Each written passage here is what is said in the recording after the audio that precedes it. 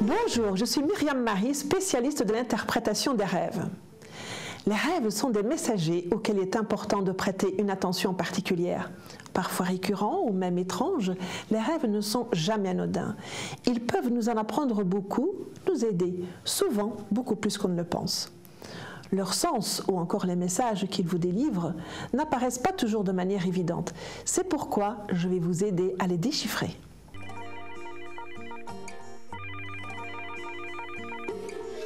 Oui, bonjour. Votre prénom, s'il vous plaît? Caroline. Bonjour, Caroline. Bonjour. Alors, Caroline, vous avez fait un rêve et vous allez me le raconter. Oui, en fait, j'ai fait un rêve il y a quelques jours qui a fait écho en fait à un autre rêve que j'ai fait il y a quelques années. J'ai rêvé, mon dernier rêve en date, c'était, j'étais dans une maison que je connaissais. Alors, je ne sais pas si c'était celle de mes parents ou de quelqu'un de ma famille. Et je faisais visiter à quelqu'un et en fait, il y avait un long couloir dans cette maison et au bout, il y avait 2 salles de bain supplémentaires l'une à côté de l'autre. Je le savais, mais on n'y allait jamais en fait. Et quand je faisais visiter la maison à quelqu'un, je me souvenais à ce moment-là qu'il y avait ces 2 salles de bain supplémentaires. Donc c'était au fond d'un couloir un peu sombre. Elles étaient un peu sales parce qu'on n'y allait jamais, mais c'était pas du tout glauque ou j'avais pas du tout peur d'y aller. Et en fait, ça m'a rappelé un autre rêve où quand j'ai emménagé il y a quelques années à Londres, j'ai rêvé en fait que je visitais un appartement avec mon ami avec qui j'ai emménagé et que lors de la visite, on nous avait indiqué que par une autre entrée, on pouvait descendre et que sous l'appartement, il y avait un autre appartement auquel on avait accès et qui était aussi pour nous. Mais en fait, à chaque fois, j'oubliais qu'il y avait cet appartement en dessous et j'y allais jamais. Juste quand je faisais visiter aux gens, je me disais « Ah bah oui, tiens, c'est vrai, on a cet appartement en dessous, mais on n'y va jamais. » Voilà. Et donc, ce rêve vous intrigue au niveau de cette réplique, en fait, de pièces. Oui, en fait, oui, il y a des similitudes. D'accord. Et il y a combien de temps en arrière que vous avez fait ce premier rêve à Londres? Peut-être il y a 1 an ou 2 ans. Alors, pour le moment, en tout cas, cette période de vie, qu'est-ce qui se passe dans votre vie actuellement? Dans ma vie actuellement, j'ai évolué dans mon travail il y a à peu près 4-5 mois. Donc c'était plutôt positif. Et sentimentalement, je m'étais séparée d'une personne avec qui je suis restée très longtemps, 9 ans. Et on se remet petit à petit ensemble en fait. D'accord, donc il y a quand même eu des changements qui se sont faits ici dernièrement dans votre vie. Oui.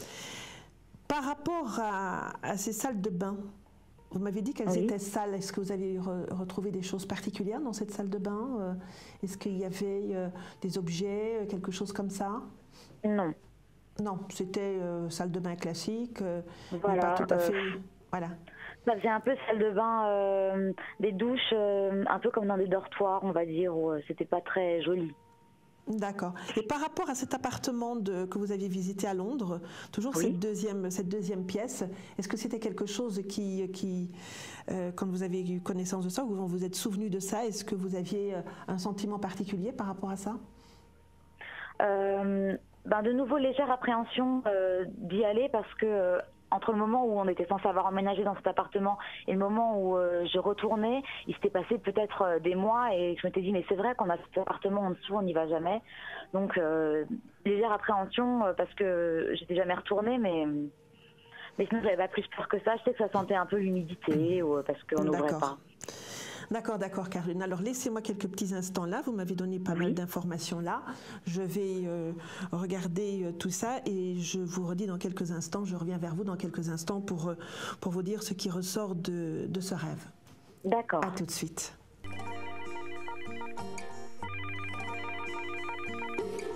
Alors, ce rêve, on peut le lire à 2 niveaux.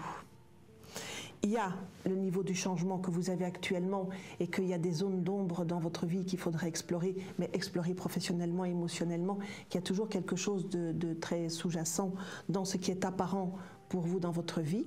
Hein, donc ce qui est connu, apparent, même si vous appréhendez un petit peu ça, parce qu'à chaque fois vous appréhendez un petit peu cette nouveauté, mais aussi cette deuxième chose qui est là et que vous ignorez, que vous refusez, enfin pas refuser, mais que inconsciemment vous laissez un petit peu sur le côté. Un autre niveau, et là on vient plus dans l'analyse plus profonde de cette deuxième pièce justement, parce que ce qui est important dans ce rêve, ce qui est le nœud de ce rêve, c'est cette deuxième pièce que vous oubliez. Oui. Voyez-vous, alors c'est vrai que là, on ne peut pas le faire comme ça maintenant, mais ça vaudrait peut-être le coup de faire une exploration beaucoup plus profonde de ce côté-là et de vous emmener par un rêve éveillé, de vous emmener dans cette deuxième pièce et de vous faire vivre dans cette deuxième pièce ou cette deuxième salle de bain.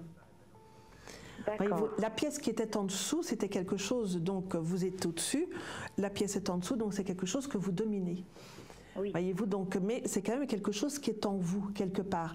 Alors, il y a probablement, au travers de ce rêve, un signal qui vient vous dire, il y a toute une zone de ma vie que je n'exploite pas, que je n'explore pas. Ou dans cette zone de vie, il y a quand même des potentialités. Dans le rêve récent, les salles de bain n'étaient pas propres. Oui. Voyez, donc elles étaient un petit peu sales, pour reprendre votre expression, hein, vos mots. Oui. Il faudrait peut-être aller nettoyer d'abord, puisque c'est le rêve le plus récent. Donc, commencez par nettoyer, voyez, ces pièces ou cette autre pièce ignorée ou laissée de côté pour pouvoir aller par la suite. Mais ça se fait au travers d'une démarche d'accompagnement en thérapie, n'est-ce pas? D'aller explorer cette autre pièce qui va nous emmener dans cette autre zone de votre vie où il y a des choses. Parce que si on vous fait vivre par un rêve éveillé dans cette deuxième pièce, vous allez y découvrir plein de choses, mais des choses que vous portez en vous, mais que vous savez quelque part, mais que vous semblez ignorer. Alors ça peut être dû à des événements de votre vie antérieure, donc plus avant, qui remontent à l'adolescence, à l'enfance, plutôt à l'âge de la puberté, là, comment des événements qui se sont passés à ce moment-là, voyez-vous, qui ont tout à coup occulté, mais pas occulté dans le sens de mettre une chape de béton dessus pour complètement l'oublier, mais que ça a été occulté, laissé de côté. Donc ce serait peut-être intéressant pour vous, à un moment donné, justement pour enrichir votre présent et vous conduire plus loin dans votre vie, aller explorer le potentiel qu'il y a dans cette zone que vous semblez mettre de côté dans votre vie. D'accord. Vous voyez? Ah, ça va vous faire réfléchir, ça, hein? Oui. Ça va vous faire réfléchir. Je ne savais pas qu'on pouvait faire de rêves éveillés. Si, on peut tout à fait faire des rêves éveillés, mais ça se fait en face à face, hein, ça se fait pas au téléphone. Oui, il faut être vraiment accompagné à côté, il faut être à côté, voyez-vous, pour emmener la personne dans un rêve éveillé, pour justement aller, on va vous demander de la meubler, qu'est-ce qu'il y a dedans, etc., plein de choses, voyez-vous, et au travers de ça, vous allez avoir plein d'informations. C'est comme si vous ouvriez cette pièce, c'est comme un livre que vous allez ouvrir et que tout à coup, vous allez voir des choses. Voilà. D'accord. Eh bien, écoutez, bonne chance, bonne route et bonne exploration, Caroline. Merci beaucoup. À très bientôt. Merci à vous. Au revoir. Au revoir.